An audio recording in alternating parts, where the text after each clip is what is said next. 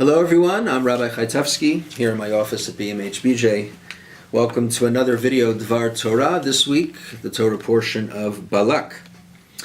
Balak was the king of Moab, and sensing imminent danger from having just witnessed, the Torah says, having just witnessed what the Israelites had done to the Amorites, Balak decides to hire Bilam, who was a sorcerer or a prophet of some kind, a pagan or a prophet to the pagans in the ancient world, to ostensibly curse the Jewish people. Balak had determined by research into Midian, which is where Moshe had come from.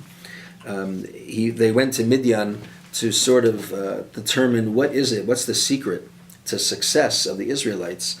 And they found out in Midian that the power of Moshe resided in his abilities of speech. So they hired a spokesperson, they hired a prophet of the ancient world to curse the Jewish people. And there's much in the Torah portion about speaking. There's also a lot in the Torah portion about seeing. The very first line, Vayar Balak ben Sipor. Balak saw all that the Israelites had done to the Amorites. But you know, if you don't see straight, if you don't see properly, or if you ignore what actually is in front of you, then your perspective is going to be way off. And Balak's perspective was way off because if he had looked a little bit more carefully, he would have noticed how carefully the Israelites tried to avoid crossing over that border into Moab so that they would not engage in any kind of battle, any kind of war with that nation, even as they were engaging with the Amorites next door. Balak really had no reason to be scared if he had only seen a little bit more clearly. Bilam also has difficulty seeing and speaking. He's hired to curse the Jewish people, but we all know that God tells him, you can try to do what you want, but you're only going to say what I put into your mouth. I am controlling the speech that comes out of you. And Bilam does his best to say what he wants, but no matter what comes out of his mouth, it's not a curse, it's anything but. In fact, one of his blessings, Ma tovu ohelecha Yaakov mishkanotecha Yisrael, how goodly are your tents, O Jacob, your dwelling places, O Israel, have become enshrined as the opening line of our prayers when we enter the synagogue each morning. Some synagogues even have that line above their ark.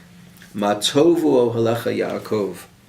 So the curse or the blessing of Bilam, transformed by God from a curse into a blessing, has become enshrined in our own liturgy. But there's another episode that I find rather amazing, I'm sure everyone does. Bilam is on his way to perform the task for which he was hired, and he's riding a donkey. And the Torah tells us that the donkey has an uncanny ability to see. The donkey notices, we're told, in chapter 22, the donkey notices that an angel of God was standing in front of him.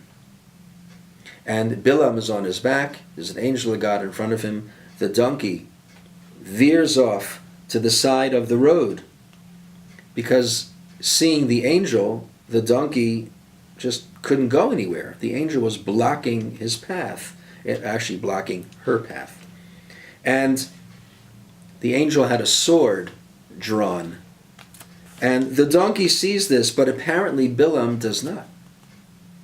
Bilam takes the stick or the staff he has with him and strikes the donkey, telling it, move forward. What are you going off to the side of the road for? And the angel again appears, and the donkey has to veer in a different direction. And again, Bilam sort of questions the donkey with the stick and says, move forward. What's going on? And then the most amazing thing happens. God opens the mouth of the donkey, and the donkey starts speaking to Bilam. What have I done to you that you have struck me these 3 times, the donkey says. And as if it was the most natural thing in the world, Bilam starts responding to the donkey.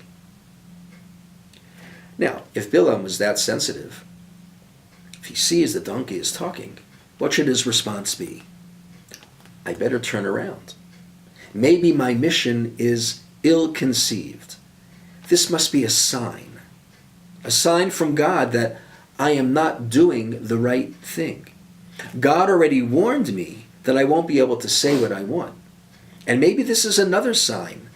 Maybe the donkey talking is a sign, I'm going to turn around and go back home.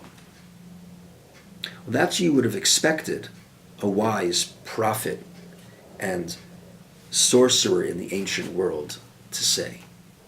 But that's not what happens. Bilam girds himself and presses on, goes further, ignores the obvious sign of the donkey speaking, and at his own risk, just carries on with his mission. An ill-fated mission for him that turned out okay for the Jewish people. I wonder how many of us are also confronted with talking donkeys, with signs, with phone calls, with pleas for help, or with suggested direction for our lives that at our own peril we decide to ignore. Sometimes the signs are very subtle, and sometimes the call is as clear as it can be.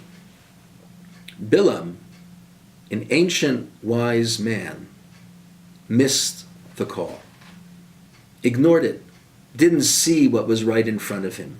His power of seeing was compromised. The donkey, the animal, had a better grasp on things than Bilam. We should probably learn a lesson, and we should develop and be sensitive to the clarion calls around us, because they come all the time. It's just a matter of whether we're open to the call or not. Have a wonderful Shabbat. See you in Shul.